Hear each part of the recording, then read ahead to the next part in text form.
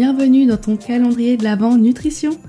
Ici, pas de régime, pas de pression, juste des conseils simples, des déclics utiles et une bonne dose de bonne humeur dans 24 épisodes courts chaque matin jusqu'à Noël.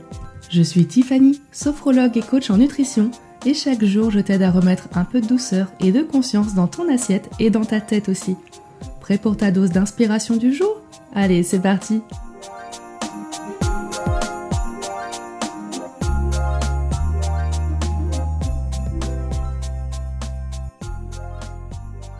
On va se dire la vérité, quand t'es maman, ne pas avoir envie de cuisiner, c'est pas vraiment une option en fait, parce qu'il y a toujours des petites ou grandes bouches à nourrir, et ils sont souvent, même quasiment toujours, ultra affamés. C'est quand même un truc de fou. Donc bon, cet épisode aujourd'hui ne va pas te dire de t'écouter, de sauter le dîner si t'as pas faim et t'as la flemme. Non, il va t'aider à remettre du sens, d'arrêter surtout de te mettre la pression, même quand tu dois faire à manger. Donc déjà, on va comprendre pourquoi ces jours-là sont plus durs. Donc en fait, déjà, tu le sais, si t'es maman, la fatigue, c'est pas que physique, ok ? Faire à manger, ça va être la fatigue de, décider pour tout le monde, devoir anticiper, penser aux courses, gérer les goûts de chacun, les refus, les horaires, enfin voilà. C'est pas juste mettre un steak haché dans une casserole, ok ? C'est tout ce qu'il y a autour et cette charge mentale alimentaire qu'on a déjà abordée dans le podcast qui fait que en fait, ton cerveau il est plus capable de connecter deux neurones pour décider quoi faire à manger ce soir, d'accord ? Donc le jour où t'as rien envie de cuisiner, c'est pas la nourriture le problème. Souvent, c'est la charge mentale qui est derrière et celle-là, elle est légitime parce qu'on l'a déjà vu, on en parle souvent ici. Tu portes trop de choses sur tes épaules. Donc on va voir que finalement, on peut manger simple, même avec des enfants, et c'est ok. On a souvent l'impression que pour bien nourrir ses enfants, il faut tout faire maison, il faut manger équilibré, varié, coloré, que ce soit toi qui cuisinais, voilà, des produits locaux idéalement, bio encore mieux, enfin voilà. Faire ça tous les jours. Alors oui, c'est sûr, du mieux qu'on peut, je vais pas te dire le contraire, ça c'est évident. Mais respire un coup. Un repas simple peut très bien nourrir un enfant et un adulte, ok ? Il n'y a pas besoin toujours de faire des choses compliquées et de se creuser les méninges à fond la caisse pour avoir l'assiette ultra parfaite qui regroupe tous les groupes alimentaires avec le maximum de vitamines, etc. Et si ton enfant finit pas son assiette, c'est un drame pour toi parce qu'en fait, tu auras l'impression qu'il va être en mauvaise santé, etc. D'accord ? Il y a des repas, des fois, on va revenir aux bases, on va revenir à juste l'essentiel et ça ira très bien, ok ? Donc, vraiment, tu peux te dire que quand tu n'as pas envie de cuisiner, des fois, il n'y a pas besoin de cuisiner. Tu peux juste faire de l'assemblage et ça ira très bien. Tu vois, par exemple, je sais pas, si tu as des carottes au frigo, tu fais des carottes râpées avec des œufs brouillés, une tranche de pain grillé, voilà, c'est bon en fait. Tu as une portion de crudité, tu as tes protéines avec les œufs, ta tartine, ce sera les féculents, voilà, en gros c'est bon, tu n'as pas besoin de te compliquer la vie plus que ça. Ça peut être aussi d'avoir une poêlée de légumes, même si c'est surgelé, ça va très bien. Tu décongèles ça, tu te fais un morceau de fromage avec, parce que ça te fait plaisir, t'as juste à couper. Pareil, tu te reprends une tranche de pain complet idéalement, ou aux graines. Enfin voilà, des fois, il n'y a pas besoin de faire un truc super compliqué. Pareil pour le petit-déj. Si c'est une orga de dingue de faire un petit-déj, tu prends un yaourt, une compote, un petit peu de muesli, et voilà, c'est bon, ça fait le job, quoi. En fait, c'est pas du laisser-aller, c'est de l'adaptation à l'énergie du moment, à la charge mentale du moment, pour pas te compliquer la vie et que ça devienne une injonction absolument de devoir avoir le repas Pinterest ready tous les jours, ok ? Et aussi, si t'es maman, c'est bien sûr que ça s'adapte à toutes les femmes, même les hommes, ces conseils, on est bien d'accord.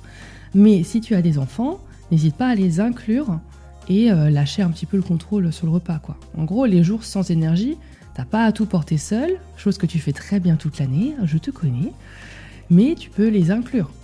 Par exemple, leur donner le choix dans le repas.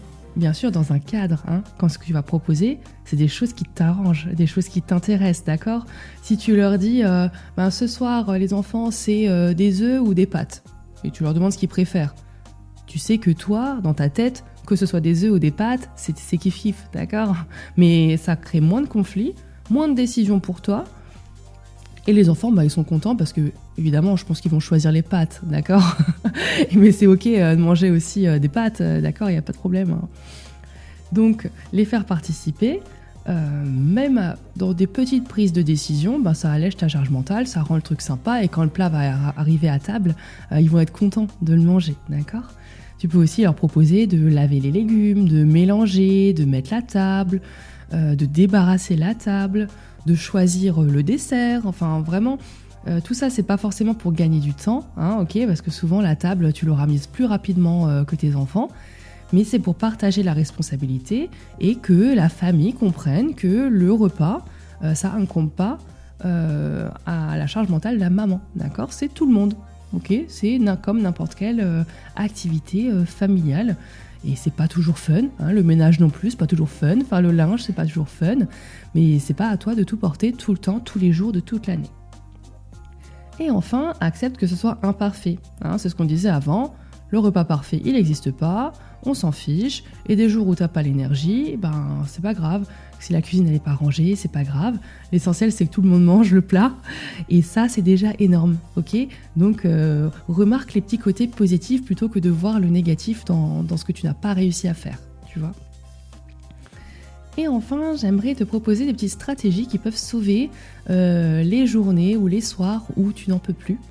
Donc c'est d'avoir des repas joker, ok ? C'est des repas, tu peux te les lister sur un petit post-it, histoire que tu n'aies pas besoin d'y réfléchir et de les garder en tête, mais tu sais où les trouver si tu as besoin. Des repas joker, c'est ceux que tout le monde dans la famille accepte. C'est des repas rapides, simples, sans négociation. C'est pas des repas de tous les jours, ok ? C'est comme les coquillettes au jambon. Mais les jours nécessaires, ça fait le job, c'est bon, tu te poses pas de questions, c'est la préparation qui dure 5 à 10 minutes max, et charge mentale 0. Voilà, un petit peu l'idée. Tu peux aussi penser en bloc, c'est-à-dire, je l'ai déjà abordé dans un épisode de ce calendrier de l'Avent, penser en bloc, c'est-à-dire que tu vois ton assiette, tu imagines un féculent, une protéine, un légume, ou un fruit que tu auras pour le dessert, voilà. Mais tu penses en bloc, donc tu choisis dans ta tête le féculent. Qu'est-ce que tu as dans ton placard qui peut faire office de féculent ? La protéine, qu'est-ce que tu as qui peut faire office de protéine ? Et légumes, pareil. Ok ? C'est basique, mais c'est structurant. Tu as ton assiette qui est divisée en 3 parties et tu as juste à faire en gros 3 choix. Et tu te soucies pas de est-ce que ça va bien ensemble les 3, d'accord ? Ça ira, tu fais simple, tu choisis un légume, un féculent, une protéine. Tu as 3 choses à penser en fonction de ce qui est le plus facile pour toi à préparer, de ce que tu as sous la main dans le frigo. Mais quand tu visualiseras déjà l'assiette constituée de cette manière, tu sauras que déjà, même si tu n'as pas beaucoup le temps de cuisiner, elle sera globalement équilibrée avec les choix que tu feras à l'intérieur. Tu ne peux pas trop te tromper si tu reviens aux bases et que tu fais très simple, ok ? Et enfin, arrête de vouloir faire mieux que hier, ok ? Ce soir ou ce jour-là, tu fais suffisamment bien et c'est largement assez, ok ? Donc le message finalement que j'avais envie d'adresser surtout aux mamans de cet épisode, c'est que tes enfants n'ont pas besoin d'une maman qui cuisine parfaitement, ils ont besoin d'une maman qui est présente, apaisée, humaine, ok ? Parce que finalement le rapport à la nourriture, ça se construit aussi comme ça, en voyant que manger ça peut être simple, flexible, sans stress. C'est ça que tu as envie de transmettre aussi à tes enfants. Ils n'ont pas envie de voir une maman qui court partout, qui crie sur tout le monde, qui est débordée par le repas à préparer, etc.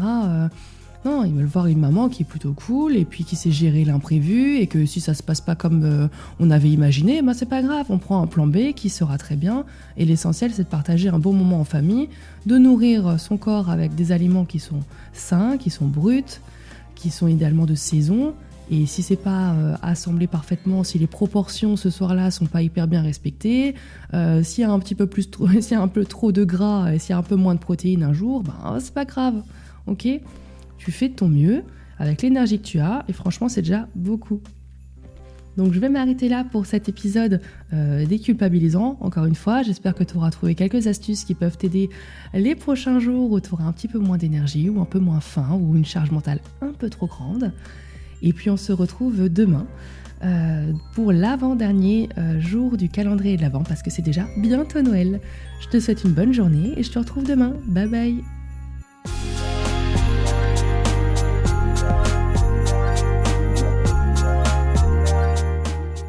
Et voilà, une nouvelle case de ton calendrier de l'Avent Nutrition, c'est terminé.